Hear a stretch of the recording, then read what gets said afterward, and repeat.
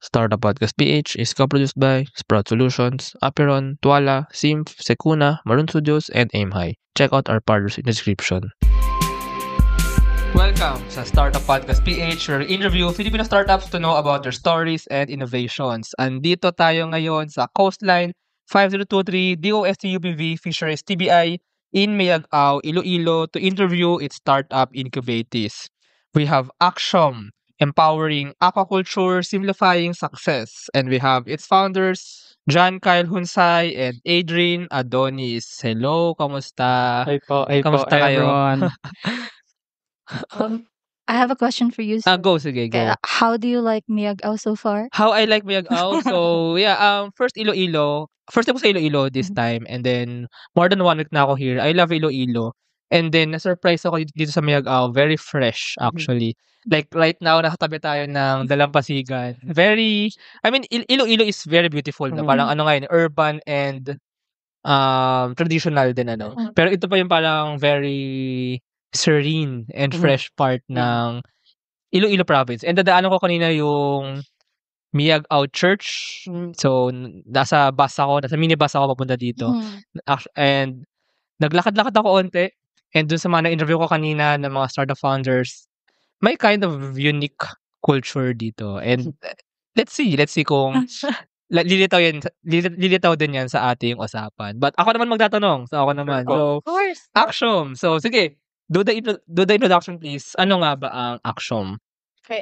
So Axiom, actually, we named it after the mathematical concept. Yes. It means like it's fundamentally true, just Yeah. like our purpose and our hopes. But it's always true. Our intentions are always true whenever we have solutions that we want to implement or we want to solve problems. It always roots to that fundamental truthness to our intentions. That's why it's called Axiom. We call it now first principles, but yeah, yung parang when you think of solutions to engineering problems or to any problem actually, think of like the fundamental truths nga and dun ka mag-build off really para mas tama, mas sakto yung solution mo. Ganun din ba ang parang principle ninyo? Yes, whatever is the problem, we always tend to get sa root namin. So for example, for aquaculture, farmers in general, we have a first-hand experience po with farmers. Like for example, mine is my father is a farmer. And my grandfather is a farmer. But yun nga, currently kasi, yung farmers namin is agriculture. But we tap our venture into aquaculture kasi not just in agriculture, nakikita din namin na meron pang kailangan i-improve or kailangan ng help ng aquaculture, agri-aqua sector actually na i-uplift para makapag keep up sa growing na mundo. Ganun. Okay. Sa name niyo pa lang, gusto ko na ang inyong ginagawa. Kasi, alam nyo, ito yung this is what actually, kayo nakaka-capture nung kanina ko sasabihin of what I find unique nga about Iloilo startups and ito, Mayag-Ao startups. Kasi other startups, di ko naman generalize, pero some startups, siguro this can be like, like something to be improved upon. Hindi tinitignan nga yung Axiom.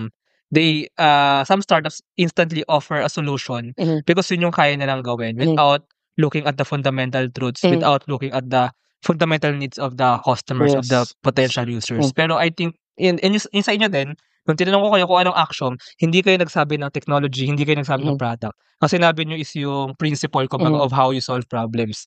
Ito din yung na-realize ko naman na interview ko sa ibang Iloilo startups na parang focusing on a mission and then whatever collaboration might happen as long as whatever solution, whatever technology may be adapted, as long as aligned dun sa gusto mong i-solve, maybe may it be like for the farmers, for the remote areas, in your case for aquaculture, yun yung i-adapt nyo na solution. As long as align nga talaga dun sa problem na gusto nyo i-solve. Tama ba yun? Yes, and actually hindi lang naman siya na because yun nga fundamental siya kaya Axiom, but marami siyang meaning for us, especially yung focus namin sa startup namin is agri-aqua where parang pinapakita namin na marami na tayong naaabot.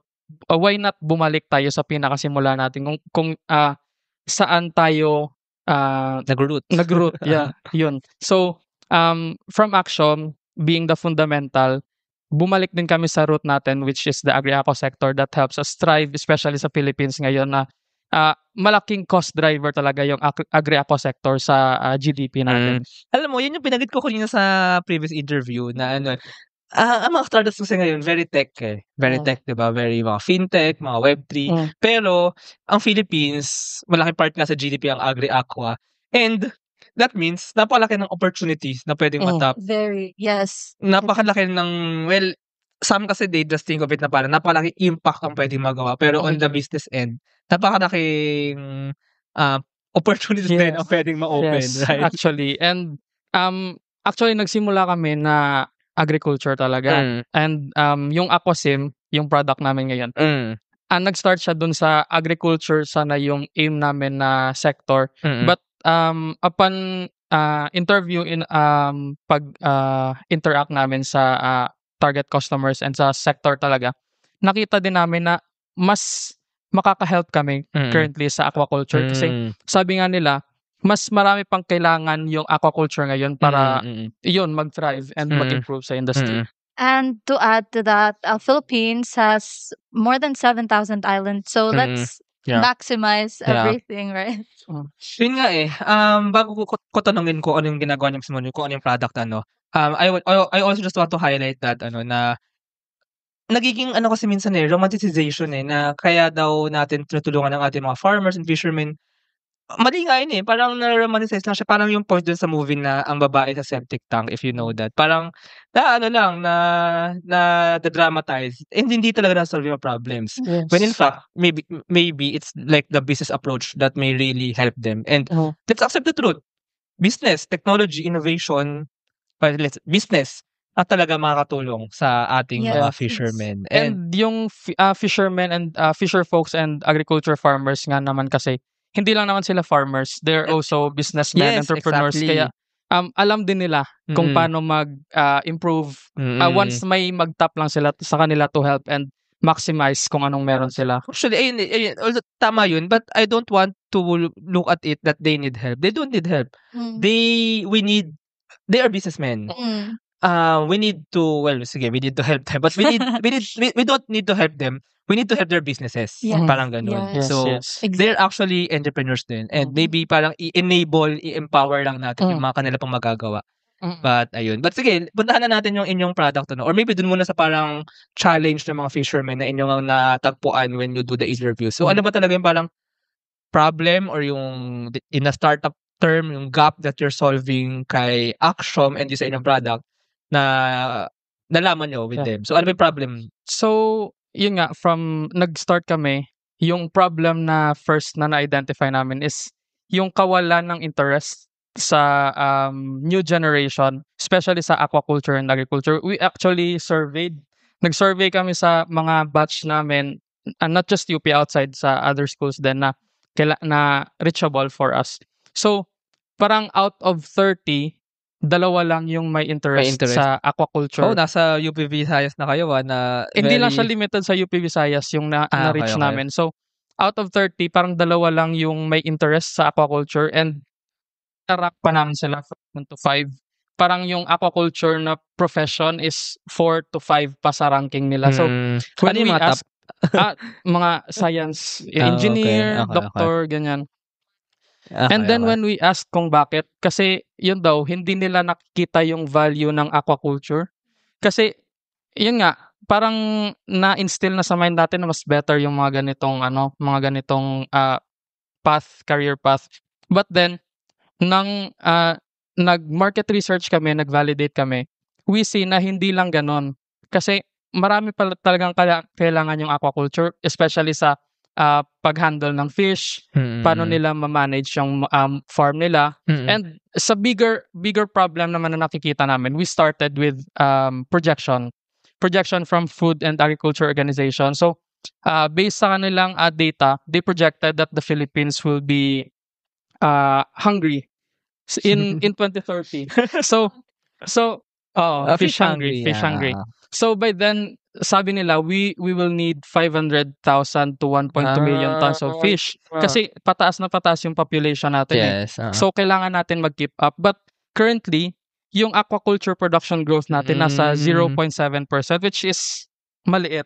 And we need to improve our aquaculture production from 0.7 to 7.9%, which is, if Times 10 iisipin mo, yun. times 10.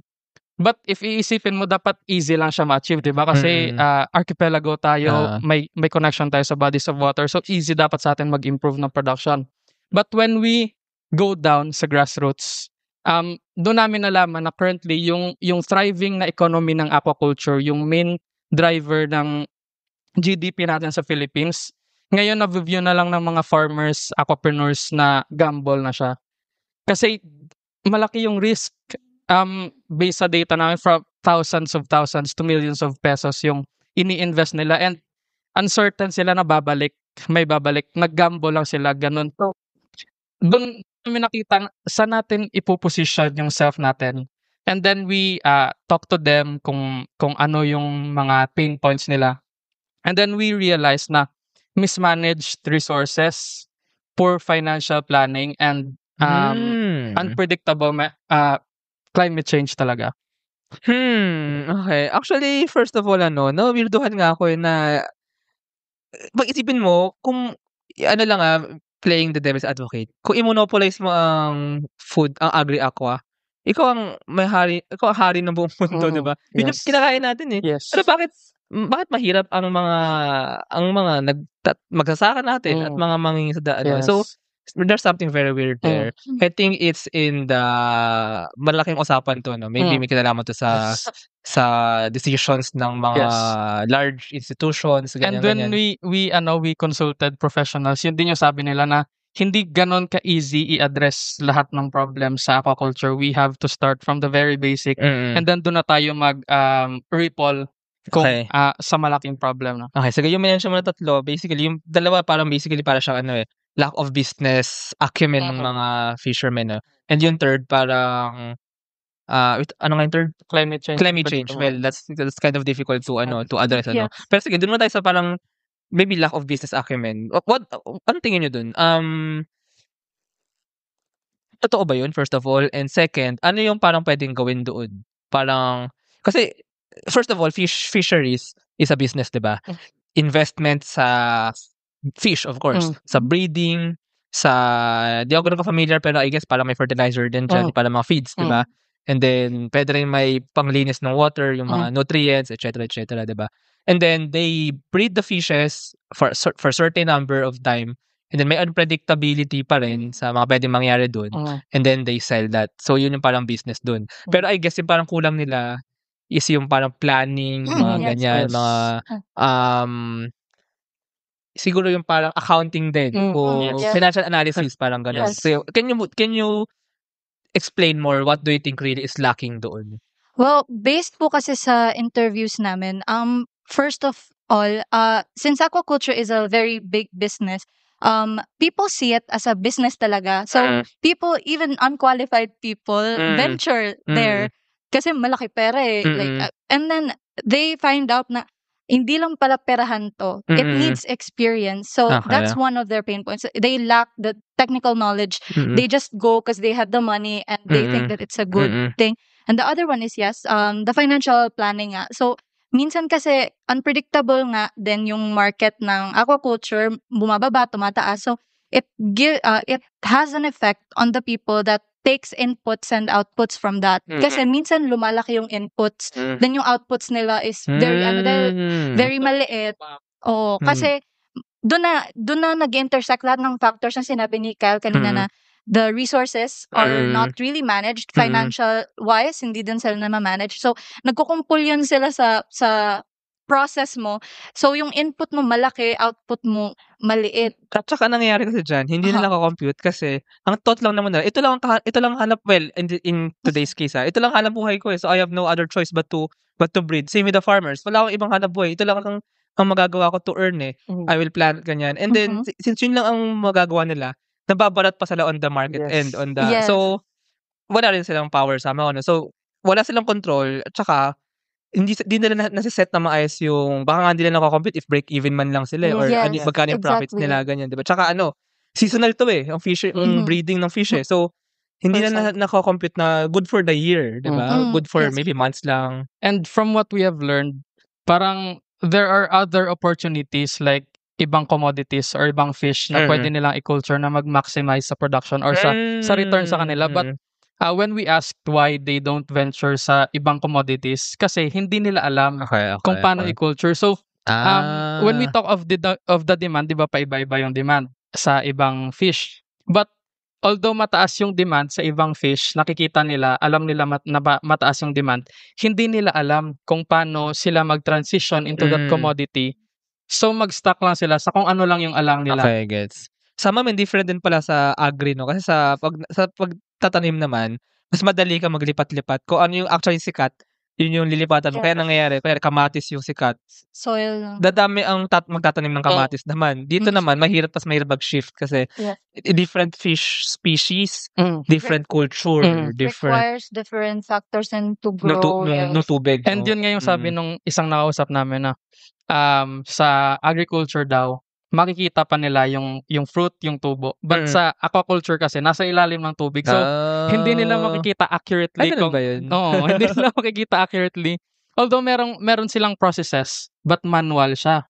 Oh, pero pwedeng gawin apply ng technology yan, di ba? Yes. Oo, like para ma-sense kung ano na yung kung kamusta yung quality nung ano. Kasi I think ganun yung mga nagtatanim ng mangga maybe or saging or ano yung ano?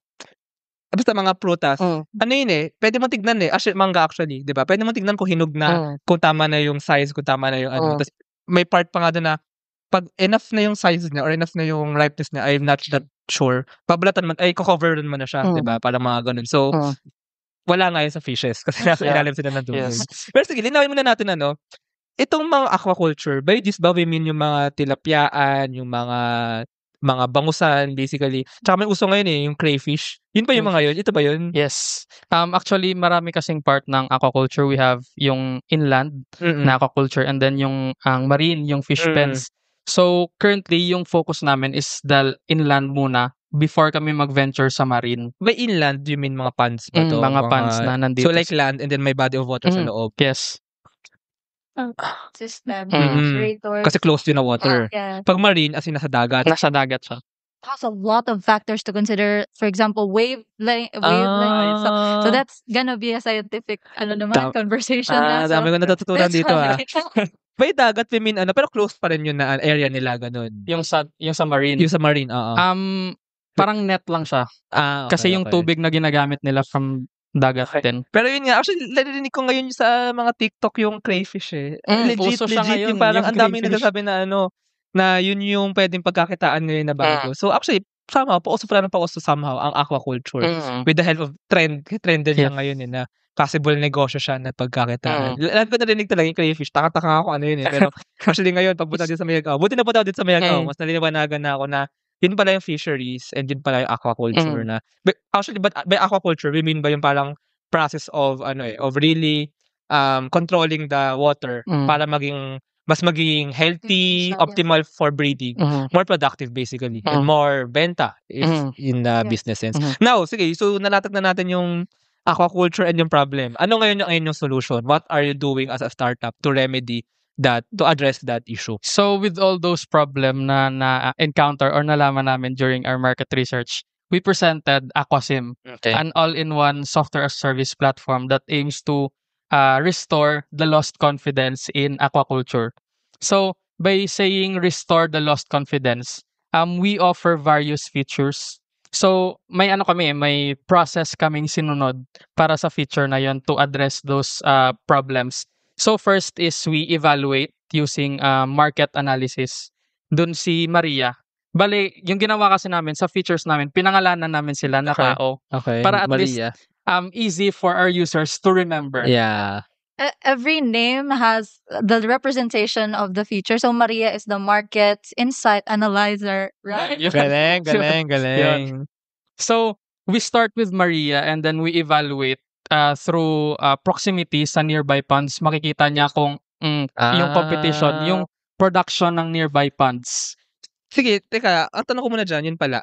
Same ba yun sa parang farm na usually may malaking lupain and then, I mean, basta may malaking area usually, aside from like the smallholder farmers. Well, pwede rin smallholder farmers, pero like malaki lupa, may mga bahay, then may mga farms na maliliit. Ganun din ba sa fisheries na parang magkakatabi din usually yung mga ponds, yung mga inland na mga fishery, or parang kalat-kalat ba talaga yan sa Mayagao, for example? Meron kasi base lang sa nakita namin. Meron kasing sa backyard yung pond nila, and then meron din na ekta-ektaryang farm. So magkakatabi yung ponds na malalaki din. So yun yung current So na. parang pwede mo makita sa mga kapitbahay mo kung ano yung ginagawa nila. Yun yung ginagawa ni Maria. Yeah. But limited lang. Yung makikita lang nila doon is kung ano yung commodity na syempre, pinoproduce. But may privacy rin naman. Yung kilograms, ganon. And kung ano yung feed, ganon. Ano pa mga isda, for example, ang sikat na binibreed? Yun, first bangus, tilapia, vaname, shrimp. Ano yung Shrimp. okay. Shrimp. And then pompano. Yeah. Uso yun ngayon sa mga restaurants. Catfish. Hito ba ang catfish? Okay. Yun. So, we start with Maria. We evaluate kung para malaman ni farmer kung saan commodity siya mag-position sa production cycle niya. And then once nag-decide na si farmer kung ano yung commodity na kailangan niyang i-produce, mag-proceed na siya sa kay Oscar. Sa kay Oscar, we calculate. Ano? Sorry? Smart calculator. Optimized smart calculator. Oscar. Okay. So, first evaluate, then we calculate. We calculate the possible expenses niya during the production. So, mag-input siya ng pond size, if may existing pond, what type of commodity, and budget. Tama. Ang galing nun actually. Parang consulting yun eh. Yes. Tapos ito, nasa mobile app na. Mobile app ba ito? Tama? Mobile app siya. Tsaka na siya, parang ito na yung parang repository na siya ng knowledge na basically they'll just apply what's in there. So kahit clueless ka, you can input your budget, the commodity that you want, and then we'll break it down for you para may guide ka. Sa unang-una pa lang may guide ka na. Diba? And if hindi mo gusto yung return sa kay hindi mo gusto yung first initial return ni Oscar, pwede mo siyang ulitin. Re-optimize. Na wala ka pang nilalabas na totoong pera. Okay. So, you can compare and contrast different commodities as well as the capitals to see where you fit the best. Yes. Parang rin syempre, kung ano talaga yung kayang gawin. Or tsaka yung kung saan comfortable yung fisher. Yung ano tawag sa kanya? Breeder. Yeah. Tama ba yun? Aquapreneur yung tawag namin. Okay. So, si Oscar. And then, so meron na tayong fish. Meron na tayong plan sa financial plan. Now, yung poproblemahin naman natin if hindi niya alam kung paano i-culture yung commodity na pinili niya. That's why we have agent-based simulation. We call that Abby. Abby naman. Okay. Si Abby. Okay. So, with Abby, matuturuan si aquapreneur, especially if starting siya. Kaya niyang i-simulate in a risk-free virtual environment yung aquaculture process niya. So, doon matuturuan siya kung anong gagawin niya in different situations. Like example, may fluctuation sa temperature, may critical level na yung mga water quality parameters. So, malalaman ni aquapreneur kung ano yung gagawin niya during those times. And actually, Abby is one of the best features na talagang pinupush namin because aquaculture, the trial and errors that you get sa aquaculture is very costly. It takes thousands, but in a virtual environment, you learn so that whenever you apply it to the real world, at least may knowledge ka na kapag mainit na, dapat lagyan ko din ng more tubig or something like that.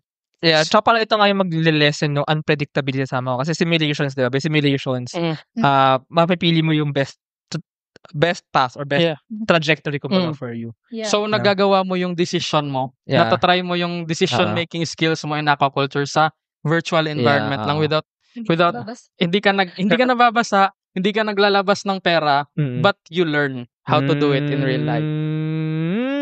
So, yun na. We have Abby. Nag-simulate ka na, so you learn, alam mo na. And then, meron pa? nag-apply ka pa sa real life. Okay. Lima, okay. Go. Nag-apply ka sa real life ng real aquaculture, in real life. So, we have Resty. We have Resource Tracker. So, okay. Ano naman to yung inventory? Tama, or budget? But inputs, basically. Okay. So, kay Resty, makikita mo yung resources mo. monitor inventory, and then yung expenses kung example, gaano kalaki na yung feeds, Okay. yung expenses mo sa feed. So, through that, makikita mo kung ano yung ililimit mo, ano yung gagawin mo para ma-maximize yung production and resources mo. Nang hindi ka umaalis sa limit ni Oscar Yeah, na nakita mo kanina. Yes. Okay. So, Gets. lastly, hindi naman na iiwan na lang namin yung aquapreneurs namin after nila mag-produce ng fish. So we have to help them translate the fish into cash, into profit.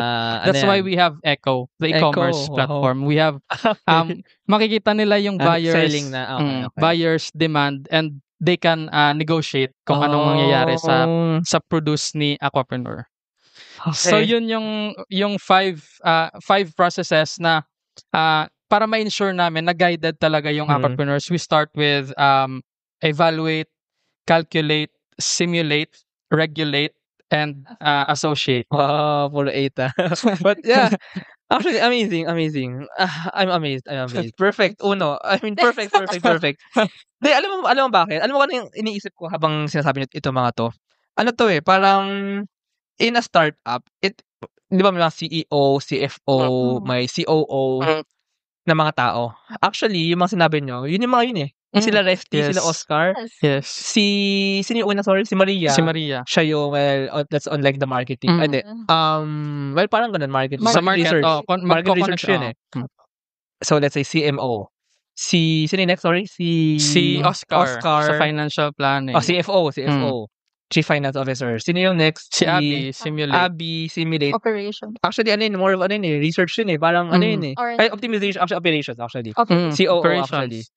And well, then, not really COO CTO, siguro, Chief Technical Officer, yes. Then CTO. next, and then si Resty, regulate na. Kind of your account. Yun actually yung, actually, ang naisip ko parang ito yung mga ERP na with, ERP, meaning yung, resource plan, enterprise resource planning, resource nga, di ba? With insights actually, na parang, ang taas na expenses mo sa ganitong resource, na hindi naman nataturn into ROI, you should control that. Or ito yung parang best mo na product line, you should focus on this, parang ganun, di ba? Yes. So, anyway, yun. Then, yung last, Echo, at the associate. e-commerce, sales, basically. Chief Yes. Sales Officer. Yes. So, yun. Tapos, ang kinaganda, hindi nila kailangan ng mga tao. Yes. It's just the app. It's just the technology. Yes. So, that's actually what scalability is all about. Hindi mo na kailangan mag-hire ng tao. That's less expenses ng mga aquapreneurs. They just use the app, di ba? But they have all the knowledge and the expertise that they need. Yan right? kasi yung parang aim namin currently sa Aquasim na once gusto ni person, normal person or common person na mag-venture into aquaculture, once makapasok sa Aquasim, hindi na siya makakalabas kasi nakita niya na yung value sa aquaculture. Well. But actually, that's true. Wait, so ano to, mobile app. So, basically, pwede siyang i-download and then andun yung para mga different features kumbaga, and then the aquapreneur can navigate. Ngayon ang question nito, I'm sure my question is gonna be wrong, pero for sure, baka pag may nakikinig nito, ang isipin yan, ganun tayo, traditional tayo mag-isip to be honest, adun pa rin tayo. The farmers and the fishermen are technologically underprivileged or maybe worse, illiterate. Can you dispel that? What do you have to say about that? Isa din yan sa mga parang na-debunk namin during our market research kasi alam nila kung ano yung ginagawa nila. So, meaning, kung ano yung ginagawa nila, yun lang din yung makikita nila sa application but with innovation. It makes the process a lot easier kasi yun din yung nangyayari. But isang pindot-pindot mo lang, nalalaman mo na kung anong nangyayari sa farm mo. Just to add to that, we actually interviewed one of the biggest aqua business aqua business owners in the Philippines. And he said na kapag binigay mo yung isang task sa fishermen, they will figure it out because that's what they are. That's in their nature to make the most out of it. Yes. True. Yes. Actually, tsaka ang sinasabi kasi, aging population, in the farmers aging population. Pero I think meron din namang mga hindi aging, 'di ba, na farmers and aquapreneurs lalo nga ngayon trending ang crayfish. Trending ang aquapreneurship So there's actually the potential nga daw to really apply technology to aquapreneurship. Tsaka ayun, may thinking lang kasi somehow na parang pag rural medyo kulang sa technology. Pero hindi totoo yun eh. I mean, first again, nag-brownout kanina, tsaka medyo mahina signal sa ibang parts. Pero smartphones, laganap na yung paggamit niyan eh, di ba? And I guess for sure, smartphones, kung mobile app ito, sa smartphones to ito. Yes. And by the way, so paano ang parang business model nito? So they will, may free ba ito or freemium ba ito? Ano yung parang magiging business model? So currently, the first revenue stream that we validated is the licensing model. So that's access fee na sa application. And they can have the validation period is the free trial. So they can explore the application. If they like it, then you can buy it. So may free trial. Yes. Just to let people know what the power of the application is and to help them engage with it firsthand before, committing to it. And then next is the targeted ad fees. Kasi the application will pull all interested aquapreneurs. So if you're a businessman, this is the market to be. So that's what we're trying to get, targeted fee. So that in Resty actually, if you have, for example, your growth is nasa example, mag-transition ka na from starter to grower. Yes. So we have Resty na mag-notify sa'yo na you will transition okay, into galing. So these are the feeds for you. So, tsaka ano naman yun eh. Yeah. Pag, ibig sabihin, umangat na yung benta nila eh. Diba? So mas mababayaran na nila yung next upgrade, kumbaga. Yes. For the upgrades naman, we're planning to have a very small access fee lang for the updates. But the access fee, it's all in. Yeah. Lifetime na siya na pay. Tsaka, parang ba naman, free trial, then test it out. Kung kumita ka, edi why not? Ano din, ibalik mo din yung invest really kasi babalik din naman yun. At saka kinita mo na eh, yung ibabayad mo. Parang actually, kasi from what we have learned based in ulit sa interview, so, yun, once makita nila yung value sa aquaculture, sunod-sunod na yung venture nila. Kasi that's what makes them stop sa aquaculture pag nalugi na sila. So, with our application, we make sure na hindi ka malulugi. Kaya sunod-sunod na yung venture mo. Okay. From a startup to an industry leader. And iba't ibang fish na. Pero marami ka iba't ibang pond of fishes. Yes. And for that naman po, just to emphasize, we also have consultants ready to help you in case you don't. Kasi hindi naman the application is useful, but you need people, experts, in case na mawala ka talaga na you don't know. But we offer the first-hand guide nga. So that's why AquaSim is the beginner's guide to aquaculture. Actually, I'm convinced of this. Invest ka na po. So our next question ng investor now is, actually, ang galing nyo actually ilatag yung technology and all the features. Ganyan actually ang benefit nga of looking at the actions, looking at the fundamental truths. Mas malalatag nyo yung solution. Sabi nga nila, di ba, a problem well-defined is a problem half-solved. Kasi mas alam mo kung ano yung i-address mo. Mas direct to the point yung mga solutions. Is payroll processing taking too much of your time? Introducing Sprout Payroll Starter. For as low as 5,000 pesos per month, you get a team of experts to help you with your payroll and HR needs. We'll help compute and process payroll, handle all your government compliance requirements, and automate timekeeping.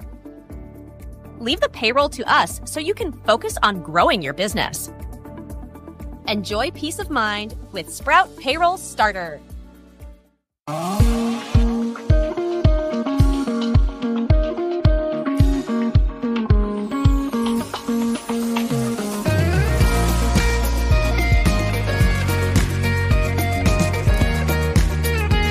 Trust the digital future with Twala. Secure and tamper-proof digital signature. Electronic notarization service. And custom AI agents for intelligent document workflows. Visit twala.io to learn more. In today's digital world, your organization needs more than just technology. It needs a strategic partner. At Symph, we build web and mobile apps that drive innovation for startups, enterprises, and organizations worldwide. Visit symph.co today. Protect your assets from bugs before bad hackers exploit them. And launch your products seamlessly with Sukuna, your trusted partner in cybersecurity. Receive reports in real time and work with security experts to find bugs in your products before others do. Let's make your security our priority. Pero ang next question dito ng investor is, who are you? So, now, can you introduce lang maybe backgrounds ninyo and what led you to doing this startup?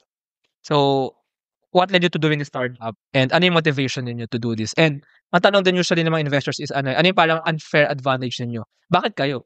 Parang ganun. So, yeah, can you answer all of those? Okay, so first ako muna, no? So, Kyle approached me actually sa startup for the aquaculture. So, what I really am good at is talking to people. So that's my strong case. So whenever we talk to investors and stuff, that's one of the, you need convincing powers basically. And what I like most is problem solving. I love problems, and solving them comes natural whenever you see problems on like in a very detailed way.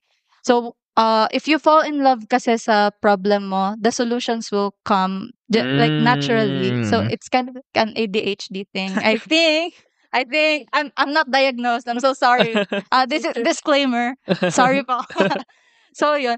And I think one of the advantages then is the connections that we have for the FTBI kasi they connect us with people really. And this becomes like a hub for networking, which is like if you have conversation powers na, it becomes better na in terms of negotiating your value, telling people why you matter in this case. So, for the background naman, technical background, we're ComSci students. Okay. Yes. And we're obsessed with, code, problem solving. Not coding. I'm sorry. Sorry, Sir Dimson. Yes. Yeah. And I guess the ComSci itself is really obsessed with solving puzzles to make things fit.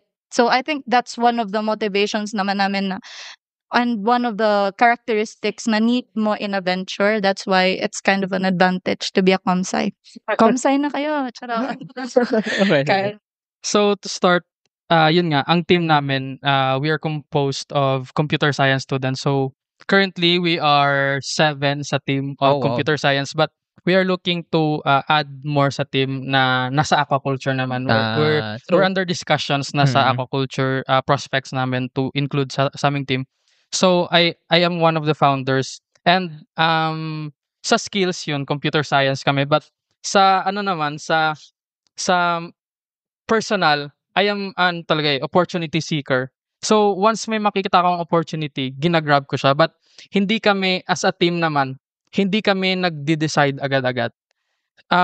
Once we finalize our decision, we have a lot of arguments na nangyayari backbone. So that's good. We're throwing questions, criticisms to each other para at least we have this final and precise na decision before we say something at the end. So that's I think that's one of the strengths of the team. And then we also have the CTO, so wala siya ngayon dito, si Jonathan Calugas. Shout out. Siya talaga yung very technical sa aming lahat. So once we have this problem, kaming dalawa, we thought about this problem, siya na yung magbibigay ng solution in technical. So we are computer science, we love solving problems and opportunity seekers. We love discussions and talking to people then to validate our assumptions and solutions. Speaking of that pala, of the technical part, so may MVP na, no? May MVP na? Yes. So working na siya. Mobile app na? Hindi pa tapos yung MVP, but kasi we have 5 features. Currently, we have Resty, Oscar, and Maria for validation kasi we have partnered to CFOS dito. Sorry, ano yun? UPV CFOS. Ano yung CFOS? College of Fisheries. Okay. Institute of Aquaculture. Okay. So, yung nangyayari, sila yung validators namin kasi they are currently at saka yung way on how you surveyed the people you need, yung ano nyo nga, initial research nyo kumbaga. Oh, I see. And paano nga pala kinapunta sa Coastline FTBI? Student sila actually ni Mami Lynn sa okay. technopreneurship. Shout out kay well, Kyle introduced us to not the startup, the product initially, yung agriculture, and then we tapped into Ma'am Mylene because she's the technopreneurship advisor of Comsci. And then when we came here with very little idea, and then she helped us tap more potential in it. So like she's an angel. Thank you, ma'am. Nakaalis na siya pero andito siya kanina. And amazing kasi pag once andito kami sa sa FTBI sa Coastline, like random usapan lang or meeting with the team. And then may pumapasok na mga tao dito. So prospect na namin yan. We have to talk to that people para makagather kami ng information to refine our product. That's what we are doing with Coastline. And to add to that pala, in case you have like ideas, even if it's small, you can go to Coastline because every idea here is respected and amplified. Yeah. Well, that's really an incubator. Yung talagang ginagawa din ng mga technology business incubator. By the way, do you plan to join some competitions and to get grants para, I mean, you can do that, not just investors, diba? To get initial money until ma-finish na yung app and magawa na siyang profitable.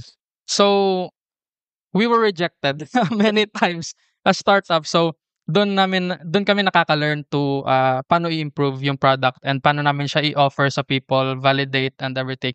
So currently we are one of the top 5 finalists of Agri-Aqua Innovation Challenge ng DOST. So by April 30 we will pitch for the finals. So hopefully mag-grab na namin yung funding, yeah. And we are in connection naman sa ibang investors. So we are under discussions and prospect clients. And also the FTBI gives us links or applications for different competitions, international and local. We grab all of them. Go. Kaya niyo yun. Kaya niyo yun. Go, I support you. But yes, because ipakilala niyo sila Maria, Oscar, Resty, Abby, Echo sa buong mundo. Yes. 58 million worldwide. We hope na mag-grab nila yun. And the good thing about taking it into technology kasi is may notion talaga na mangingisda is poor. Mangingisda is poor, yes. And we're trying to break that by telling them that mangingisda isn't just fishing. It's complex nga. You see the application is kind of complex to grasp in theory. And they know that because that's what they're doing every single day. So it's not just a mangingisda lang. He's an entrepreneur. He's a salesperson. He's a resource person. He's a marketing person. An expert. Yes. He is all in one. So that's why we want to have people know na this aquaculture venture is for you. So we're tapping din sa the next generation na maging interested sila sa aquaculture kasi they are the future. Yeah, pwede nga. With the crayfish, with the crayfish craze ngayon. Yes. But I like that.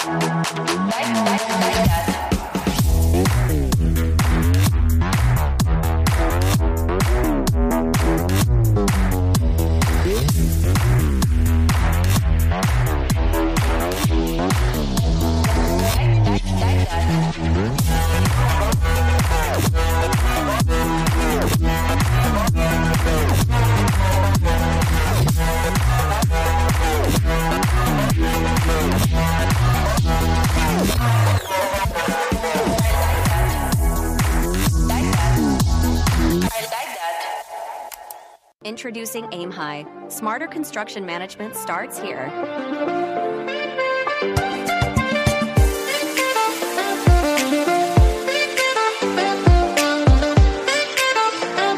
Monitor costs and progress with real-time insights.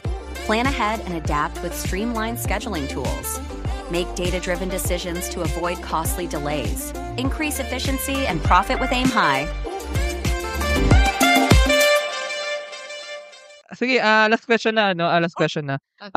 So ano nga ba yung, well, I think nabanggit nyo naman pero ano ba yung parang vision nyo pa talaga for this na really to be, yun nga, tap all aquapreneurs and become a mainstream resource for them? So ano ba yung parang vision nyo really for? So the main vision for Aquasim is na maging siya, parang mother hub of all aquaculture technologies, where investors, farmers, and common people connect to create a lasting impact. Yun nga. So, yun, with Aquasim, we aim to change the narrative na yung mangingisda lang is more than just, mangingisda lang, but yun. Hindi nga talaga, maling-mali rin, isa pang mali na nangyayari sa mundo Yeah. But may Stigma. tsaka romanticization na naman to na sinasabi natin na mangingisda lang. Sama-sama na tayo dun, yun din Pero yun nga, siguro it comes with the realization din of each individual na, well, first of all, fisheries and farms are the source of our food. Yes. And second of all, it's a complex skill. It's actually a very hard process. And siguro, na-take for granted lang talaga natin. And maybe kailangan talaga natin tignan in a different light. Yes. It's a business. There's opportunity there. There's technology there. And we just have to see the value. yeah. Let's look at the real value. So maybe it's a different. There should be a difference in perspective. But Yes. anyway, ayun. Maraming salamat Thank you, sa thank inyo. If our listeners lang want to know more about you, baka may investor dyan, or baka may fish breeder or aquapreneur nga, or crayfish. Hindi na crayfish, So how can they know more about you? Maybe you have Facebook? So we have Facebook page, Axiom-Aquasim. So you can message us there, or you can contact us directly. I'm John Calonsay or Kyle Neo in Facebook, or hunsayjk22@gmail.com sa email. There's also our email, axiom.business.24 @gmail.com. And if you have prospective investors, you can contact me in Facebook, Adrian Adonis. Yeah. And yun, just to end lang po, if there's like kasi fear of gambling sa aquaculture, the main the main vision din sa application is when you're there, you're not alone. You have us and the people that support aquaculture in an application. So don't be afraid. We're here for you. Together, let's make simple. Let's push that 7.9% higher and make stories simple and accessible. Thank you. Tsaka, actually, I agree. Support talaga overall sa industry is what we need. So, thank you so much. Thank you. Thank you po. And thank you sa mga nakinig ng episode na to. Thank you very much to our 57 patrons. This episode is super powered by AskXPH Academy, our official e-learning partner. Get certifications on Lean Six Sigma, project management, data science, and more. Founders Launchpad, our ecosystem partner. Early stage accelerator providing venture capital funding, operational support, and mentorship. Gumdrop Lab, creating scalable apps to transform your ideas into digital experiences. Cloud CFO, tech-forward cloud-based accounting service provider for businesses. Cloverly Tech, all-in-one digital platform for property developers. Body Beaties, accessible and personalized diabetes self-management application. HKB Digital Services, tech-based business tools including payroll, ticketing, and loyalty rewards. Hyperstocks, digital banking enabler for rural and thrift banks. One CFO, CFO services, bookkeeping and tax, and payroll processing for startups and small businesses. Unawa, driving digital transformation with secure, legally enforceable electronic signatures and robust AML compliance. School Tech, all-in-one AI-integrated school and learning management system. Better Support, a Manila-based BPO company. They are offering a referral program for anyone who can bring in new clients. Let us know if you know any Western-based business that might have a need. Britana, cloud-based enterprise-grade ERP solution that fits a small and medium business budget. Wonder Brand, data science-driven brand strategy and design company for emerging markets. Fail Coach, business training, coaching, and consulting for startups and SMEs who are scaling or finding product market fit. Drive Manila, Philippines' largest peer-to-peer car rental community. East Point Business Outsourcing Services, one-stop shop for streamlined business solutions for MSMEs such as business registration, bookkeeping, and more. Doon, Philippines' first fully insured peer-to-peer car sharing marketplace. Hire Business Solutions, provider of the most configurable cloud-based payroll system in the Philippines. DVCo Technologies Incorporated, IT solutions specializing in software development, blockchain smart contracts, digital wallets, and cybersecurity. Mata Technologies, Philippines' premier provider of virtual tours and maps for LGUs, real estate, tourism, and private businesses. Looking for buy and sell online with Sigurado sellers. NutriCoach, personalized nutrition and weight loss programs for you. This episode is powered by Pareto Consulting, Jure.ph, Big Giant Games, Pahatid PH, Wistless PH, Tech Tribe, Yay, Uplift Code Camp, Board Prep, Dohe Philippines, Edfolio, Hive Rooms, Kazam, Code Sham, Sirius MD. Support the podcast through the links in the description.